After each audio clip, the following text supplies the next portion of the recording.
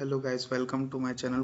तो आज हम सीखेंगे सी लैंग्वेज में कैसे हम हेलो वर्ल्ड प्रिंट कर सकते हैं। इसके लिए हमने एक फोल्डर ओपन किया हुआ है। इसमें हम न्यू फाइल बनाते हैं। नई फाइल को हम कुछ नाम दे देंगे, जैसे हेलो वर्ल्ड डॉट सी। हमने एक नाम रख दिया डॉट सी। इसका ये सी लैंग्वेज का एक ये होता है, वो हमें देना ज़रूरी है। इसके लिए हम पहले बेसिक सिंटैक्स लिखेंगे। उसके लिए hashtag include stdio dot H. ये बेसिक सिंटैक्स है। इसका मतलब होता है स्टैंडर्ड इनपुट आउटपुट। ये एक बेसिक सी की लाइब्रेरी है। इंक्लूड से हम किसी भी लाइब्रेरी को डिफाइन करते हैं सी लैंग्वेज में, और इसके बाद ही हम कोई सी का ये कोई भी प्रोग्राम बना सकते हैं। ये हमें हर सी प्रोग्राम के लिए ज़रूरी है ही। इसके बाद हम ये इंट मेन लिखते हैं। इससे हम उसे मेन फंक्शन डिफाइन करते हैं। ये एक तरह का फंक्शन है। इसके बाद हम यहाँ पे कर्ली ब्रैकेट से इसको ओपन करते हैं। यहाँ पे इस कर्ली ब्रैकेट के अंदर ही हम अपना पूरा कोड लिखना है। जो भी कोडिंग हम कर रहे हैं, जो भी प्रोग्राम बना रहे हैं, उसका पूरा कोड इसके अंदर ही आएगा।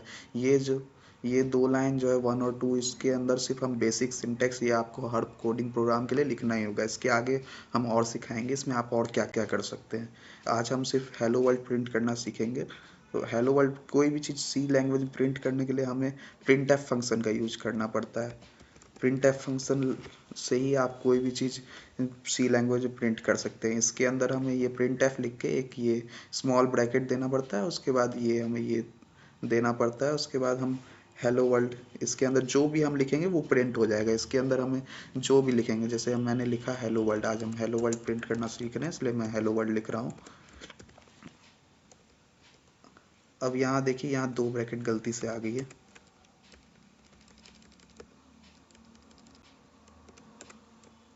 अब इसके बाद हमें कोई भी सी लैंग्वेज में आप जब कोई भी लाइन लिखते हैं तो उसको ख़त्म करने के लिए हमें यहाँ पे सेमी कॉलम का ही कुछ करना पड़ता है। अगर आप सेमी कॉलम नहीं दीजिएगा और अगली लाइन में कुछ लिखिएगा तो वो समझ जाएगा कि वो भी सेम लाइन में। जब तक आप सेमी कॉलम नहीं दीजिएगा, उसका वो ये नहीं समझेगा कि आप दूसरी लाइन में चले गए। इसलिए सेमी कॉलम प्रोग्राम में बहुत ज़रूरी चीज़ है। इसे हम नहीं भूल सकते। ये नहीं लगाइएगा तो आपको तुरंत एरर देने लगेगा। इसे लगाने के बाद हमें कोई किसी भी प्रकार का एरर नहीं मिलता। अब हम इसे कंपाइल करेंगे।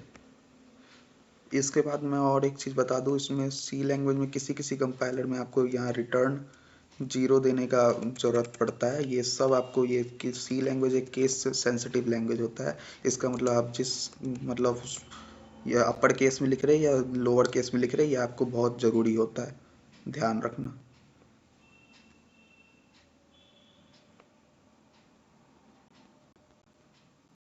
इसके बाद हम इसे कंपाइल करेंगे। यहाँ हमारा कंपाइल हो रहा है।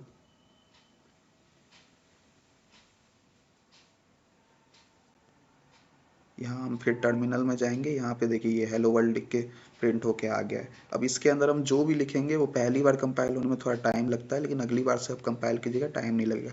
बाद में मैं ये भी सिखाऊंगा कि ये मतलब ये सब कैसे हटा सकते हैं, ये सब चीज़ें। अभी हम सिर्फ बेसिक सिंटैक्स सीख रहे हैं सी लैंग्वेज का, कि हम कैसे इसको रन कर सकते हैं। ये जो आपका हेलो वर्ल्ड है, यहाँ पे मैंने लिखा है, इसलिए यहाँ हेलो वर्ल्ड प्रिंट हो गया। आप जो भी यहाँ चीज़ लिखिएगा, जैसे मैं लिखता हूँ वेलकम टू कोडिंग ट्यूटोरियल, ये देखिए यहाँ लिख के आ गया वेलकम टू कोडिंग ट्यूटोरियल। यहाँ इस सिंटेक्स इसके अंदर हम ये दोनों डबल साइडेड, इसके अंदर हम इस ब्रैकेट के अंदर हम जो भी लिखेंगे वो यहाँ प्रिंट होके आ जाएगा।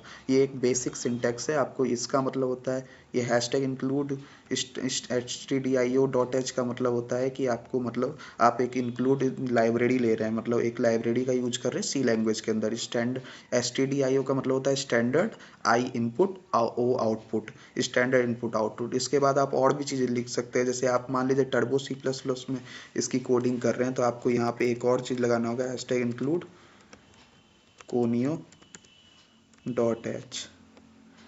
ये लगाने के बाद आप इसमें और तरह के फंक्शंस यूज कर सकते हैं। जैसे यहाँ पे हम गेट सी एच ये यूज कर रहे हैं। ये हमें वी एस कोड में ज़रूरत नहीं पड़ता, लेकिन इसका हमें ज़रूरत टर्बो सी प्लस में पड़ता है। गेट, इसका मतलब होता है get console hold, get C H, get console hold. इससे क्या होता है, आपका जो आउटपुट स्क्रीन होगा वो आपका होल्ड होगा टर्बो सी प्लस प्लस में, क्योंकि टर्बो सी प्लस प्लस में आउटपुट स्क्रीन ऐसे होल्ड नहीं होता है, आपको अलग से खोल के देखना होगा। और ये आप फंक्शन लगाइएगा तभी आपको ये वर्क करेगा, मतलब आउटपुट स्क्रीन आपको दिखाएगा, नहीं तो नहीं दिखाएगा।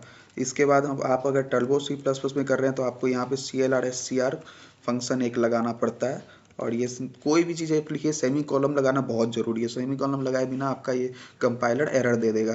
अब CLR SCR आपको VS कोड में लगाने की कोई ज़रूरत नहीं है, इसका मतलब होता है क्लियर स्क्रीन।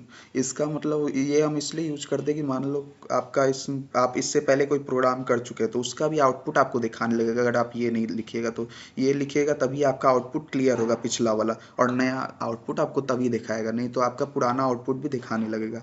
और ये जो CLR SCR get CH function है, ये सब इस लाइब्रेरी के अंदर आती है, इंक्लूड conio.h के अंदर। नहीं तो ये आपका वर्क नहीं करेगा, ये आप इंक्लूड conio.h नहीं लगाइएगा तो।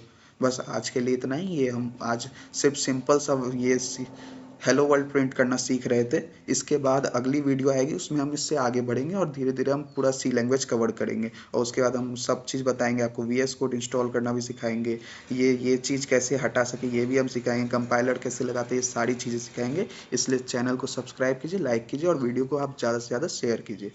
धन्यवाद, थैंक यू।